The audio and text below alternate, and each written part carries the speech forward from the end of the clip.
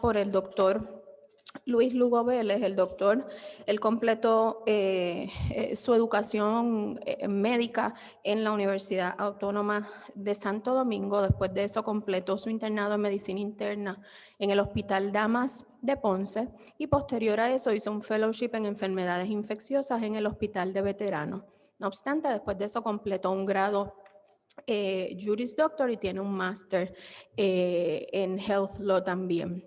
Actualmente el doctor es facultad de la Pontificia Universidad Católica de la Escuela de Derecho en Ponce y también es assistant professor de la Escuela de Medicina de Ponce en el Departamento de Medicina Interna.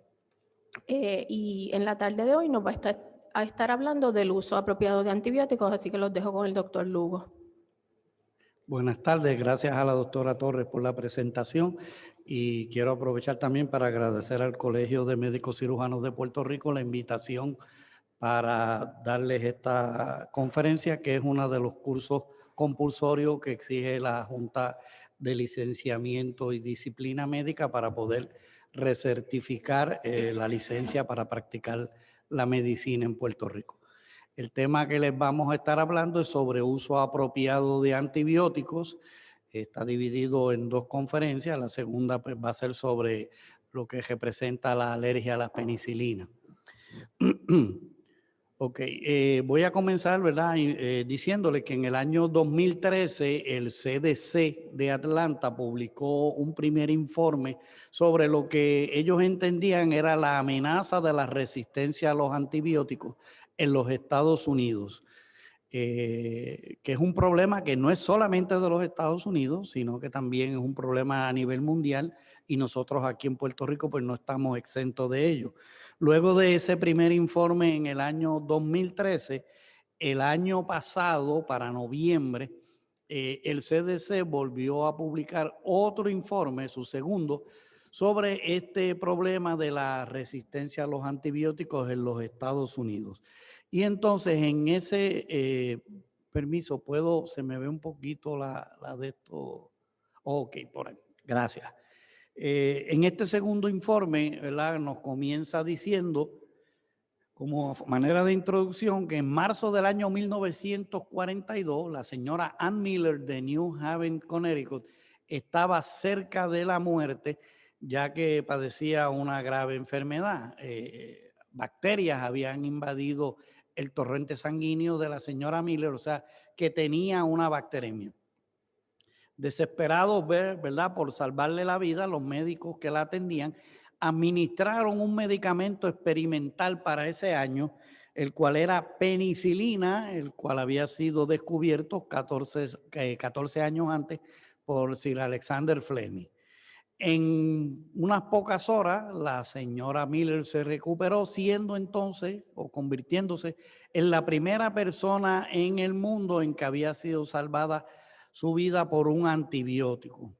Así que en vez de morir en sus 30 años, la señora Miller logró entonces extender su vida y vivir hasta cerca de los 90 años de edad, pues gracias a que se le administró este antibiótico.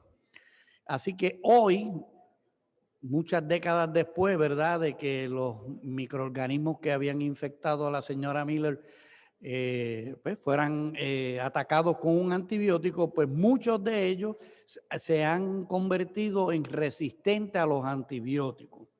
Así que cualquiera de nosotros puede tener ahora mismo un microorganismo que sea resistente y si se dan las circunstancias adecuadas, ese mismo microorganismo nos puede infectar.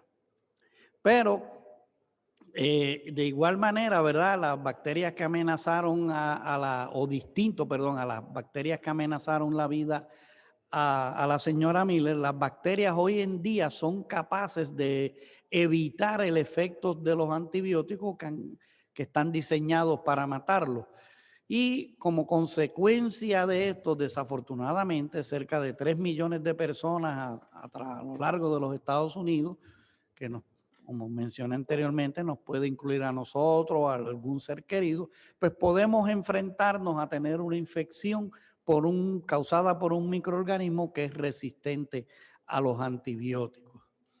Así que este reporte del año 2019 del CDC, como les mencioné, es el segundo de su clase, nos va o nos presenta data sobre 18 microorganismos o patógenos ¿verdad?, que considera el CDC que requieren atención ahora, de inmediato. Este informe enfatiza que la resistencia a los antibióticos es un asunto que ellos denominan One Health, o sea, que se puede diseminar ya sea a través de las personas, los animales y en el ambiente, y que representan una amenaza a aquellas personas que son más vulnerables y que incluye a nuestros amigos, a nuestros familiares, y que puede afectar cualquier aspecto de nuestra vida y de la vida de nuestros seres queridos.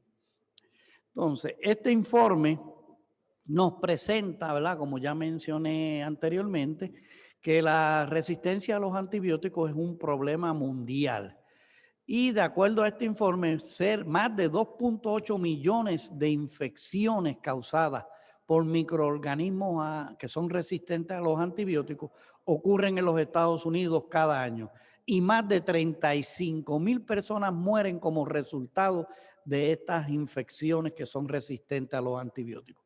De igual manera, o en adición, 223,900 casos de infecciones por clostridioides difíciles ocurrieron en el año 2017 y por lo menos 12,800 personas murieron como resultado de estas infecciones por el clostridioides difícil. Así que esto les da una idea a ustedes de la magnitud de este problema de la resistencia a los antibióticos, y que aun cuando estamos en una época de pandemia no nos debemos olvidar de que la amenaza de resistencia a los antibióticos está latente todavía. En el informe, el CDC hace una lista de 18 microorganismos, ¿verdad? Y hace una categorización de los mismos en urgentes, serios y preocupantes. El CDC además desarrolla una lista de vigilancia y que incluye a aquellos microorganismos que tienen un potencial de resistencia y de diseminación, ¿verdad?, dentro de los Estados Unidos, lo que va a representar pues entonces un reto para las autoridades de salud.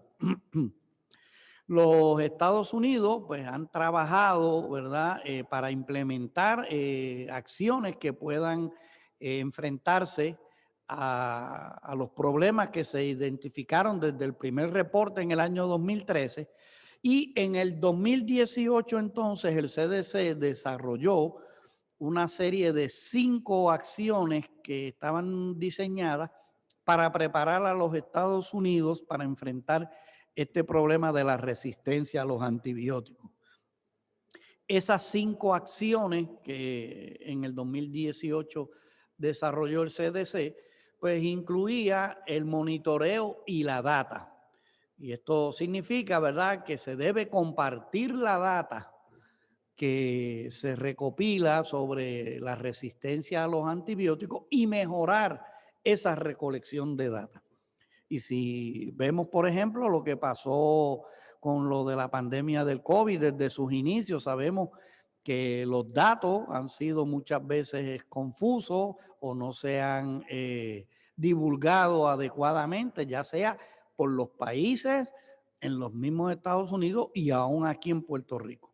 Así que con relación a los microorganismos que son resistentes a los antibióticos, pues el poder recolectar la data y compartirla es una estrategia importante para poder enfrentar este problema. La segunda acción propuesta o desarrollada por los Estados Unidos pues fue la prevención de infecciones y el control de las infecciones. Y el objetivo de esto era reducir la diseminación de los microorganismos resistentes. Si no se diseminan, pues obviamente se reduce el potencial de causar infecciones que son resistentes. La tercera estrategia es el uso de los antibióticos. Y el objetivo de esta es mejorar el uso apropiado de los antibióticos. Y para uno utilizar apropiadamente un antibiótico, es importante que uno le dé al paciente el antibiótico correcto en el momento correcto, a la dosis correcta y por la duración de tiempo correcta. Si usted hace eso con cada uno de sus pacientes, usted está haciendo un uso apropiado de los antibióticos. Y dentro de esta estrategia de mejorar el uso apropiado de los antibióticos, incluye el asegurarse que haya acceso a estos medicamentos. O sea, no es restringir el uso de los antibióticos, sino utilizarlos apropiadamente. Y ya les mencioné, ¿verdad? Cómo usted puede hacer uso apropiadamente de un antibiótico. La cuarta estrategia desarrollada es el del ambiente y la sanidad, que es disminuir el uso de antibióticos y la resistencia en el ambiente, lo que incluye el mejorar las medidas de sanidad, ¿verdad? A nivel ambiental, a nivel de cada hogar, eso es bien importante, ¿verdad? Y hay estrategias como el mismo reciclaje, el evitar tirar basura a la calle, ¿verdad? Todo eso, ¿verdad? Todas esas medidas de sanidad, que el agua potable pues sea adecuada y que el ambiente pues no se abuse de los recursos ambientales, pues todo eso son estrategias que también contribuyen a disminuir la resistencia a los antibióticos. Y por último, la última estrategia tiene que ver con las vacunas, medicamentos y pruebas diagnósticas. Y esto implica el que se invierta en el desarrollo de nuevas vacunas, de nuevos antibióticos y de nuevas pruebas diagnósticas que nos permitan identificar más rápidamente aquellas bacterias que son resistentes para poder entonces manejarlas más adecuadamente. Y también incluye el mejorar el acceso a cada uno de estos tres elementos. Ahora mismo con lo de la vacuna del COVID ya vimos que prácticamente en un tiempo récord se ha desarrollado una vacuna y pruebas diagnósticas, y ustedes ven cómo se está implementando el acceso a las personas para que se puedan vacunar. Pues de igual manera, cuando hablamos de infecciones resistentes a los antibióticos, es importante el que se puedan producir nuevos antibióticos, nuevas pruebas diagnósticas para poder entonces manejar adecuadamente las infecciones que son resistentes. Entonces, un punto importante que trae, o una consecuencia importante de la resistencia a los antibióticos, es el costo económico que esto representa para la economía, no solo de los Estados Unidos, sino también a nivel mundial y nosotros aquí en Puerto Rico. En estimados que se han hecho al año 2008, o sea, estamos hablando de 12 años atrás, se encontró que la resistencia a los antibióticos podía representar gastos directos al sistema de cuidado de salud de hasta 20 billones de dólares, con costos adicionales a la sociedad por la pérdida de productividad, porque un paciente que está infectado con una bacteria que es multiresistente, pues obviamente el tratamiento va a ser no solo más costoso, sino pero más prolongado. El paciente puede tener una estadía más prolongada en el hospital. Pues estos costos por pérdida de productividad, pueden ser tan altos como 35 billones por año. Y eso a 12 años atrás, que fácilmente hoy puede ser el doble o el triple de estas cantidades. Y para que tengan una idea entonces de cómo el consumo de antibióticos a nivel global ha incrementado, en este estudio que apareció publicado en JAMA en el 2018, ¿verdad? Unos investigadores utilizando datos de 76 países, pues lograron ver cuánto era el consumo de antibióticos, pero a la misma vez proyectar cómo iba a aumentar ese consumo de antibióticos para el año 2030 a través de una métrica que ellos desarrollaron, que llamaron Defined Daily Doses, pues fue que llegaron a estas conclusiones, pero les voy a enseñar los datos, que es lo más importante. Fíjense, entre el 2000 y 2015 el consumo global de antibióticos aumentó 65%, o sea, de 21.1 billones a 34.8 billones de Defined Daily Doses, y con una tasa, ¿verdad?, de consumo que aumentó 39%, de 11.3 billones Defined Daily Doses a 15.7. Esto es por cada 1,000 habitantes por día. Pero fíjense, si eso les resulta dramático, en la proyección que hicieron al año 2030, estamos hablando a 10 años, ¿ok? Ellos proyectaron que el consumo de antibióticos para ese año podía aumentar más de 202%. O sea, de 42.3 billones de Defined Daily Doses que se estimaron en 2015 a 128 billones de Defined Daily Doses al año 2030. O sea, que esto implica que se van a seguir utilizando los antibióticos a nivel global. No quiero decir que en todas las ocasiones el uso es inapropiado, pero muchas de las veces los antibióticos, se estima que más del 50% de las veces los antibióticos se utilizan inapropiadamente. Entonces, en el informe del 2019 nos dicen que la resistencia a los antibióticos o las infecciones causadas por estos microorganismos resistentes amenazan la medicina moderna, porque millones de personas en los Estados Unidos reciben cuidado que se puede complicar con una infección, ya sea bacteriana o fungal. Y sin antibióticos que sean efectivos, entonces no estaríamos en capacidad de tratar seguramente, ¿verdad? Y salvar las vidas de estas personas. Entonces, para que tengan una idea, 1.7 millones de personas, por lo menos, desarrollan sepsis cada año en los Estados Unidos.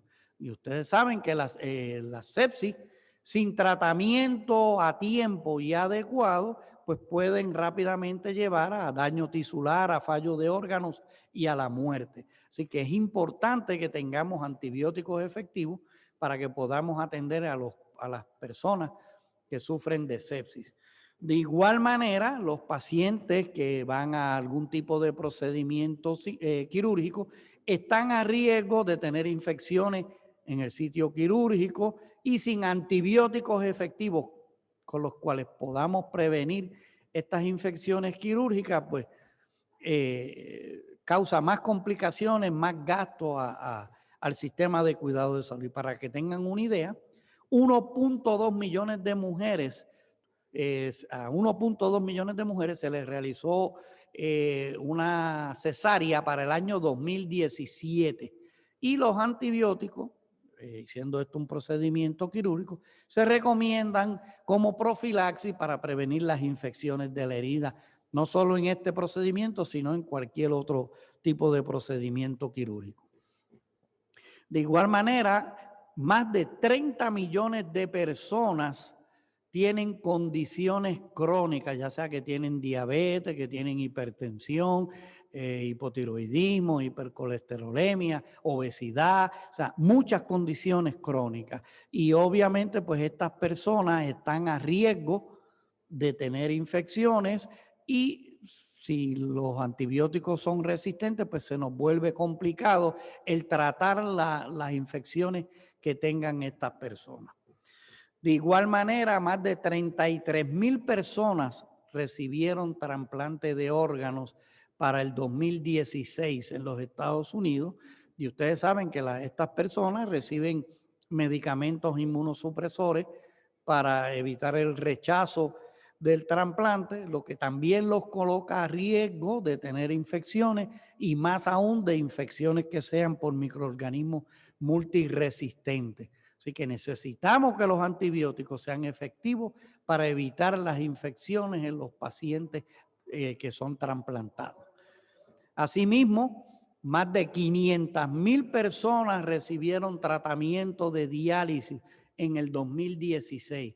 Y sabemos que estos pacientes de diálisis también están a riesgo de sufrir infecciones, ya sea porque tienen un catéter, ya sea porque la fístula deja de funcionar. Son pacientes que también tienen otras comorbilidades como diabetes, hipertensión, y también están a riesgo de tener infecciones que ponen en peligro su vida. Y de igual manera, los antibióticos necesitamos que sean efectivos para poder tratar las infecciones en estos pacientes. Y por último, y no menos importante, ¿verdad? Pero los pacientes de cáncer, más de o alrededor de 650,000 personas, ¿verdad? Recibieron tratamiento ambulatorio de quimioterapia por año. Y estos pacientes sabemos que el tratamiento de quimioterapia y a veces de radioterapia, pues los inmunosuprime. Los que estamos en práctica activa, ¿verdad? Que vamos a hospitales, pues es común ver pacientes que llegan neutropénicos con fiebre porque 1 o 2 semanas previas estuvieron recibiendo quimioterapia para su problema de cáncer y entonces hay que protegerlos con antibióticos para evitar que desarrollen infecciones multiresistentes. Así que esto es tomado del informe del 2019, así que le da una idea, ¿verdad?, de por dónde va el mismo, y les dice pues que las infecciones por microorganismos que son resistentes a los antibióticos amenazan la medicina moderna. O sea que no solo es el COVID, esto también está presente. Entonces, ¿cómo es esto? Esta grafiquita apareció en el informe del 2013 y se las presento para que tengan una idea de cómo es que la resistencia a los antibióticos aparece. Y es una manera bien sencilla. Si ustedes miran en el número 1, todos tenemos microorganismos en nuestro sistema, ¿verdad? Lo que se llama la microbiota, y algunos de ellos pues pueden ser resistentes. Cuando usted da antibióticos para tratar una infección, pues los antibióticos van a matar las bacterias que causan la enfermedad, pero así también van a matar otras bacterias que protegen el cuerpo de infección.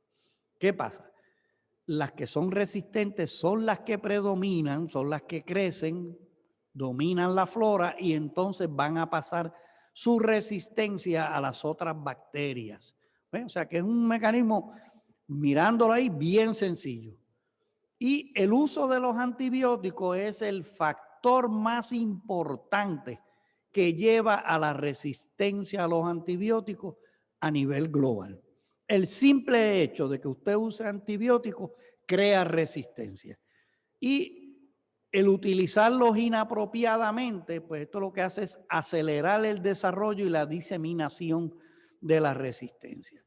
Así que, como les mencioné anteriormente, se ha estimado que hasta el 50% o más del 50% de los antibióticos que se prescriben no ha sido recetado apropiadamente, ya sea porque no es necesario el antibiótico. Bueno, si el paciente tiene una infección viral, pues no hay que darle antibiótico, porque el antibiótico ataca bacterias, no ataca virus.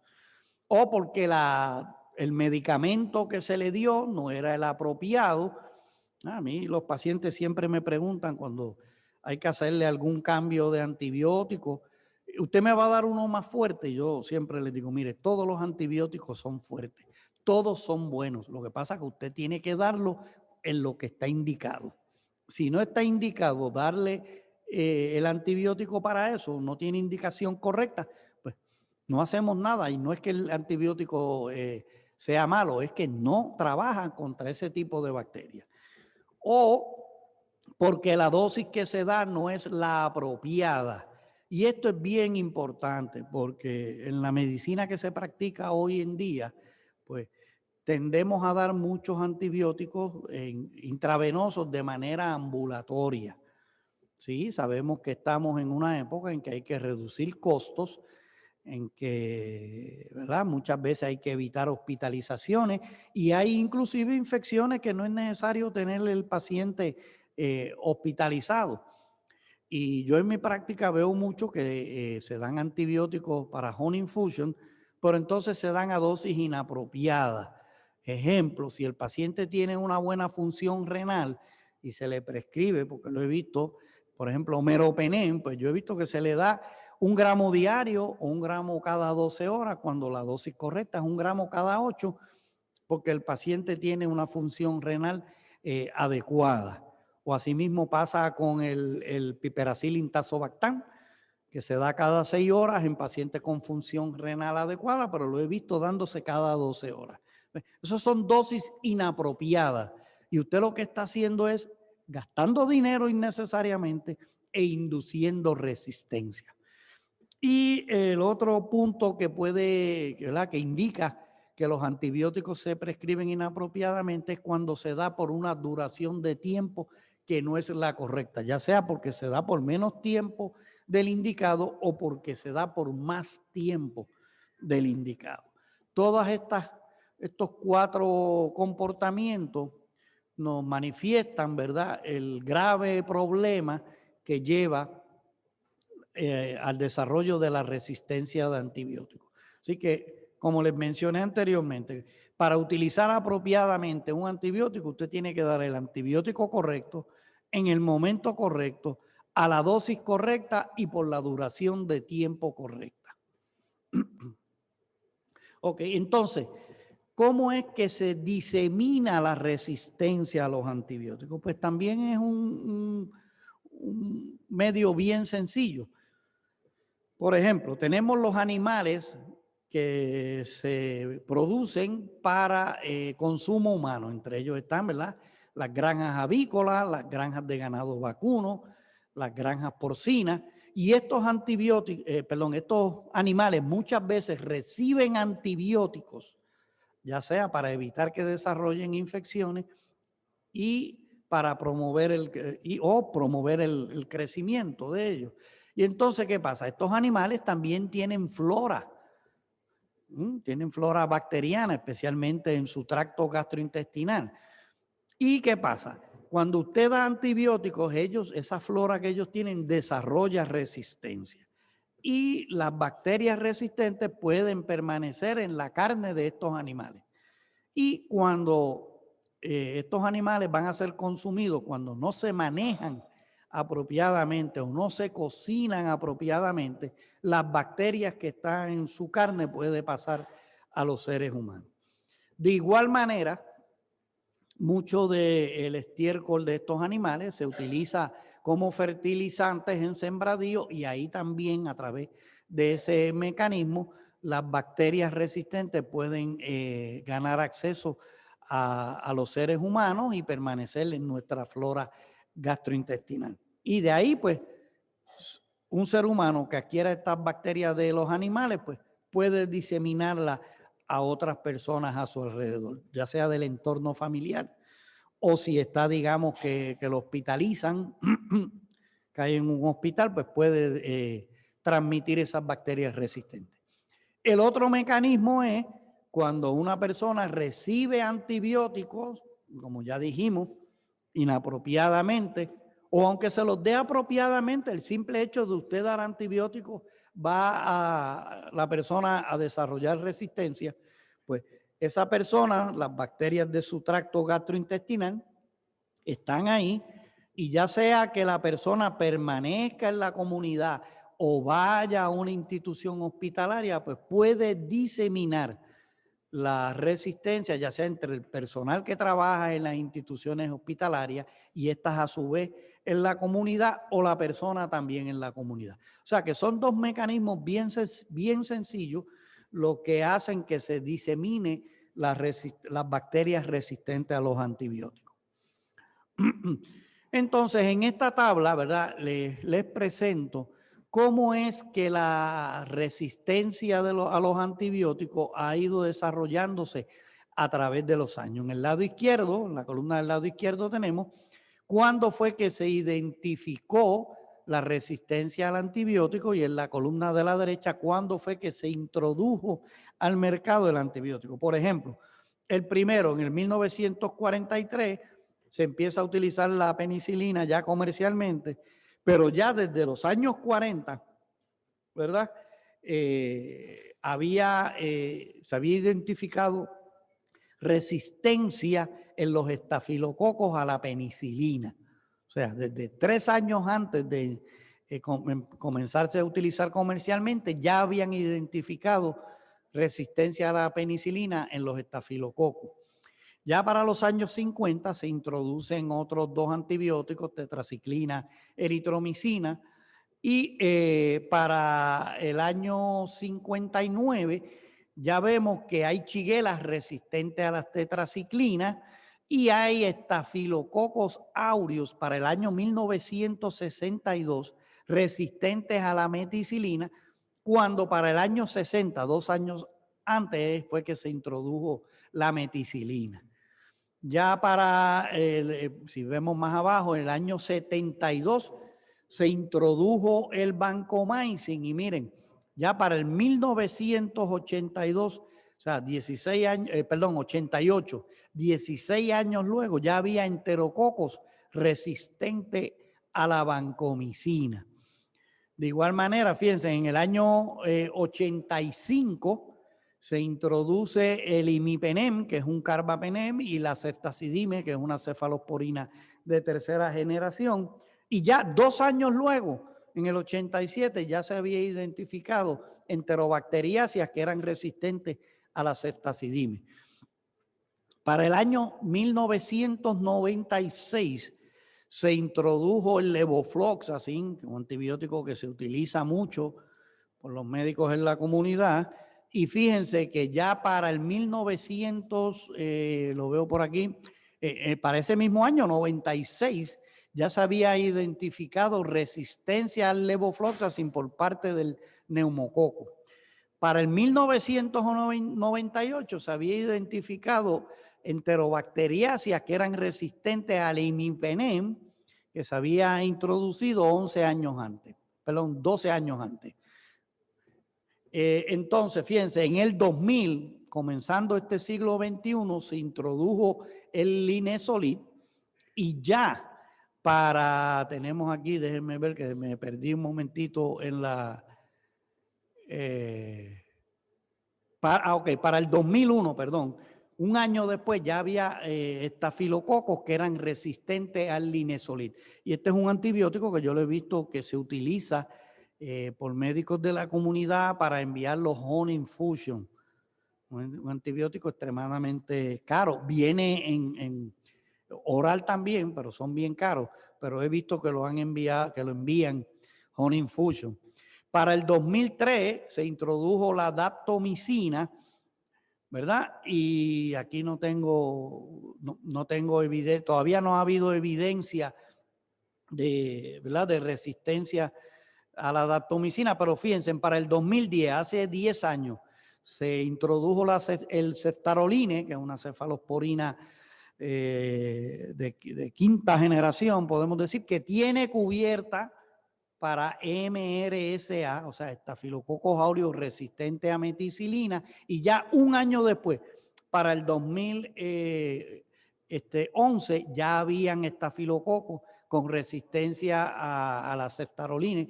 Y he visto también que se está enviando 2 veces al día, que es la dosis, ¿verdad? Como un medicamento que viene para darse cada 12 horas, que se está enviando para tratar a veces infecciones por estafilococo que no necesariamente son por el MRSA. Entonces, el problema que hemos tenido con los antibióticos, esto es data del FDA, es que a través de las últimas décadas, podemos decir de los últimos 30, 40 años, el número de antibióticos que se han desarrollado y salido al mercado, aprobados por el FDA, ha ido disminuyendo. Si vemos